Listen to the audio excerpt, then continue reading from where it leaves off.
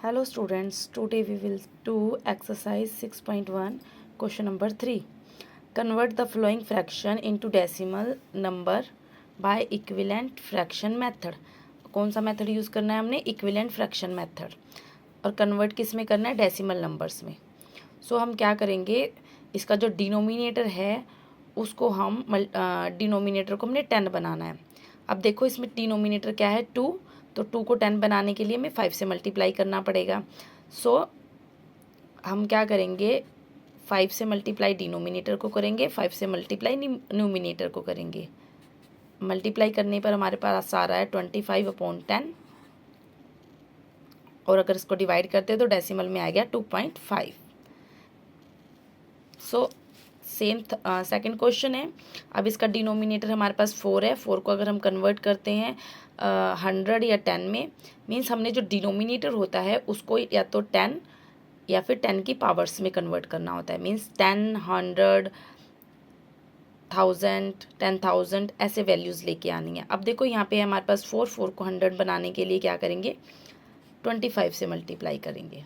अगर हम डिनोमिनेटर को 25 से मल्टीप्लाई करें तो न्यूमिनेटर को भी 25 से मल्टीप्लाई करेंगे। 25 मल्टीप्लाई 4 होता है हमारा 100, और 25 मल्टीप्लाई 3 आएगा हमारे पास 75। इसको डिवाइड करेंगे तो हमारे पास फ्रैक्शन में डेसिमल में आंसर आएगा 0.75। सेम इसका थर्ड है 28/5। अब 5 को 10 बनाने के लिए क्या करेंगे हम, 2 से मल्टीप्लाई, 2 5 द 10, और 28 मल्टीप्लाई 2 होता है हमारा 56। डेसिमल में आंसर आ गया 5.6।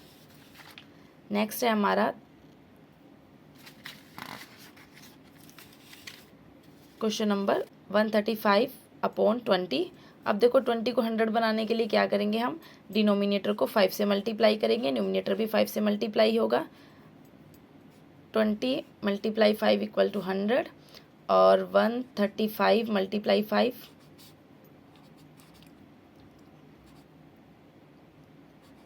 आ गया हमारे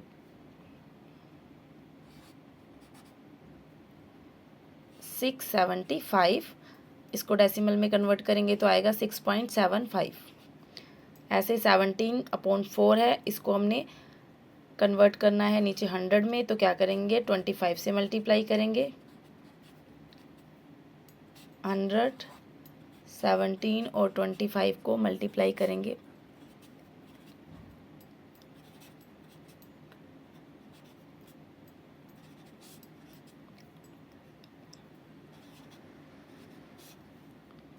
फोर 25 डिवाइड करने पे आएगा हमारे पास 4.25 आंसर। इस तरह आपका हमारा थर्ड पार्ट कंप्लीट होता है। नेक्स्ट है हमारा फोर्थ पार्ट। फोर्थ पार्ट में हमने convert the following fractions into the decimal by long division method. Long division method में हम क्या करते हैं, डिवाइड करते हैं। डिवाइड करने के लिए क्या करेंगे, जैसे 17 है, जो हमारा न्यूमिनेटर होता है वो डिवाइड के जो साइन होता है इसके अंदर होता है, और जो डिनोमिनेटर होता है उससे हमने डिवाइड करना है। तो 2 के टेबल में 17 तो आता नहीं, 70 से स्मॉल वैल्यू होती है हमारी 16, कितने पे आएगी ये, 8 पे। लेस किया, बना हमारे पास 1। अब देखो 1 तो 2 के टेबल पे आता नहीं है, तो इसलिए हम डेसिमल लगाएंगे। डेसिमल लगा के एक 0 लिख लेंगे। 10 आ गया, 2 5 द 10, तो वैल्यू क्या बन गई हमारी 8.5।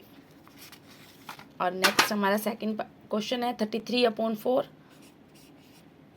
33/4।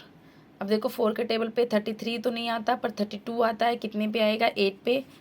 4 8 द 32, माइनस किया 1, डेसिमल लगाया आया 10, 4 2 द 8, लेस किया 2, 0 एक और आ गई। और डेसिमल जो है वो जितनी बार रिमाइंडर बचेगा उसको एक 0 फ्री देता है। मीन्स हम एक 0 अपनी तरफ से लगा सकते हैं। अगर एक से ज़्यादा वैल्यू मतलब 0 लगाते हैं तो हमें आंसर में भी एक 0 लगानी पड़ती है, बट हमने यहाँ पे क्या किया, एक ही 0 लगाई है। सो ई बन गया 20, 4 5 द 20 क्रॉस। अब हमने करना है 76 को 5 से, 5 1 द 5,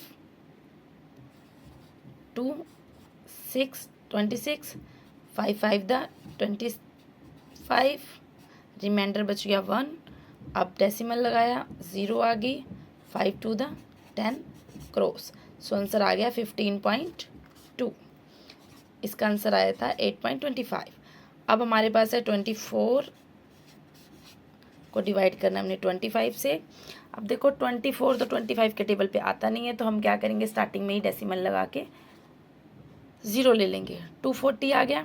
अब देखो जो हमारा 240 आया है ये 25 के टेबल पे तो आता नहीं है, पर इससे स्मॉल वैल्यू आती है। कितनी आती है वो हमारी आएगी 9 पे।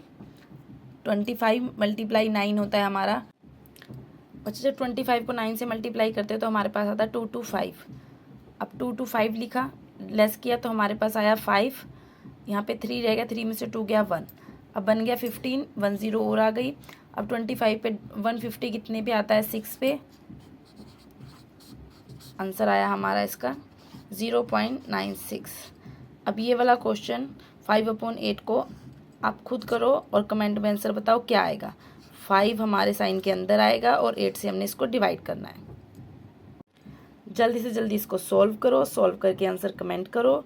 अगर आपको मेरी वीडियो पसंद आई है तो लाइक करो, शेयर करो और मेरे चैनल को सब्सक्राइब करो और ज़्यादा से ज़्यादा शेयर करो।